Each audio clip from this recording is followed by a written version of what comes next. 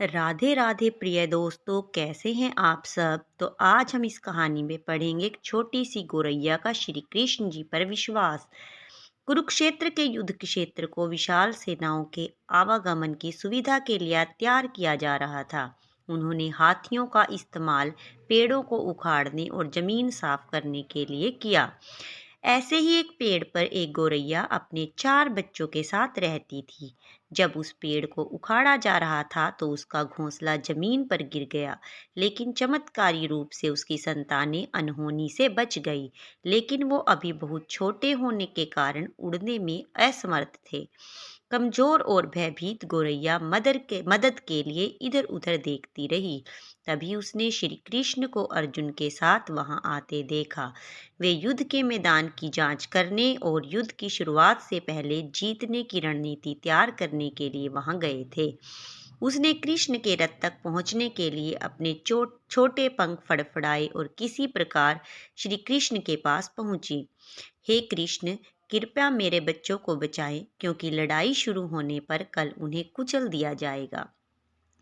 सर्वव्यापी भगवान बोले, मैं तुम्हारी बात सुन रहा हूँ, लेकिन मैं प्रकृति के कानून में हस्तक्षेप नहीं कर सकता।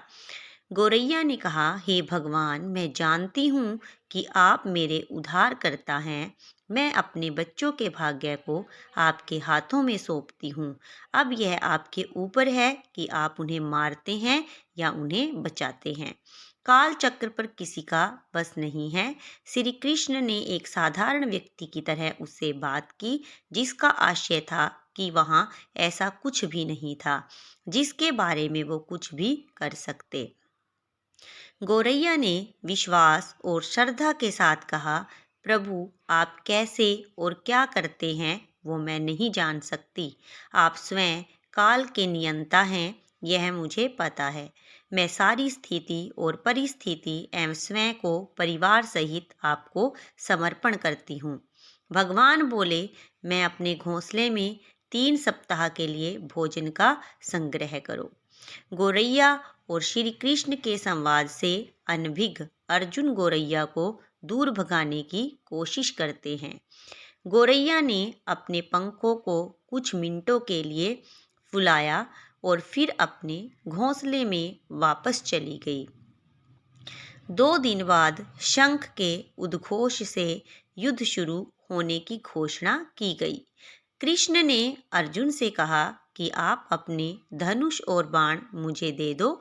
अर्जुन चौंका, क्योंकि कृष्ण ने युद्ध में कोई भी हथियार नहीं उठाने की शपथ ली थी। इसके अतिरिक्त अर्जुन का मानना था कि वह ही सबसे अच्छा धनुर्धर है। मुझे आज्ञा दे भगवान, अर्जुन ने दृढ़ विश्वास के साथ कहा। मेरे तीरों के लिए कुछ भी अभेद्य नहीं है।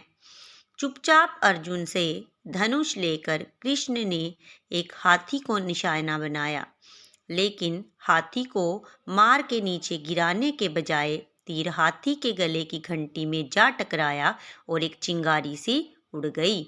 अर्जुन ये देखकर अपनी हंसी नहीं रोक पाए कि कृष्ण एक आसान सा निशान चूक गए।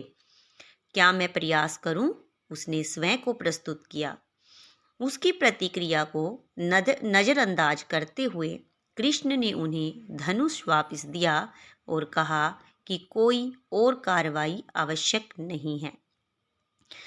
लेकिन केशव, आपने हाथी को क्यों तीर नहीं मारा? अर्जुन ने पूछा। क्योंकि इस हाथी ने उस गौरैया के आश्रय उसके घोंसले को, जो कि एक पेड़ पर था, उसको गिरा दिया था। कौन सी गौरैया? अर्जुन ने पूछा। इसके अतिरिक्त हाथी तो अभी स्वस्थ और जीवित है, केवल घंटी ही टूटकर गिरी है। अर्जुन के सवालों को खारिज करते हुए कृष्ण ने उसे शंख फूंकने का निर्देश दिया। युद्ध शुरू हुआ। अगले 18 दिनों में कई जानें चली गई। अंत में पांडवों की जीत हुई। एक बार फिर श्री कृष्ण अर्जुन को अपने साथ सुदूर क्षेत्र में भ्रमण करने के लिए ले गए। कई शव अभी भी वहां हैं, जो उनके अंतिम संस्कार का इंतजार कर रहे हैं। जंग का मैदान गंभीर अंगों और सिर बेजान सीढ़ियों और हथियारों से अटा पड़ा था।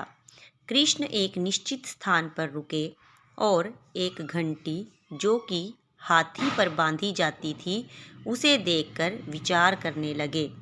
अर्जुन, उन्होंने कहा, क्या आप मेरे लिए यह घंटी उठाएंगे और इसे एक तरफ रख देंगे? निर्देश बिल्कुल सरल था, परंतु अर्जुन के समझ में नहीं आया।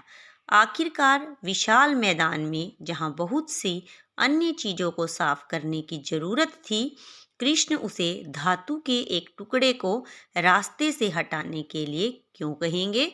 उसने प्रश्नवाचक दृष्टि से उनकी ओर देखा। हाँ, यह घंटी, कृष्ण ने दोहराया, यह वही घंटी है जो हाथी की गर्दन पर पड़ी थी, जिस पर मैंने तीर मारा था। अर्जुन बिना किसी और सवाल के भारी घंटी उठाने के लिए नीचे झुका। जैसे ही उन्होंने इसे उठाया, उसकी हमेशा के लिए जैसे दुनिया बदल गई। 1, 2, 3, 4 और 5, 4 युवा पक्षियों और उसके बाद एक गौरैया उस घंटी के नीचे से निकले। बाहर निकल के माँ और छोटे पक्षी कृष्ण के इर्द गिर्द मंडराने लगे एवं बड़े आनंद से उनकी परिक्रमा करने लगे।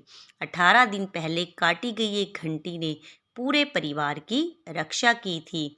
मुझे क्षमा करें हे कृष्ण, अर्जुन ने कहा, आपको मानव शरीर में देखकर और सामान्य मनुष्यों की तरह व्यवहार करते हुए मैं भूल गया था कि आप वास्तव में कौन हैं। आइए हम भी तब तक इस घंटी के नीचे विश्राम करें जब तक ये हमारे लिए उठाई ना जाए। कहानी पसंद आए तो चैनल को सब्सक्राइब जरूर करें। राधे राधे।